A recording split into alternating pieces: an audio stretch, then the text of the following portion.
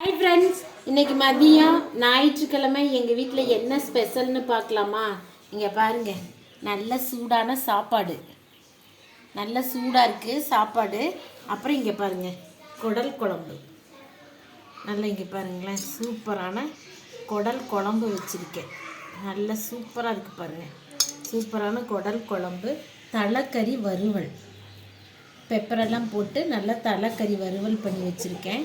அப்புறம் இங்கே பாருங்கள், பிரெயின், இதை முட்டை மாதிரி நல்லா வறுத்து வச்சுருக்கேன். அப்புறம் இங்கே பாருங்கள், ரசம்.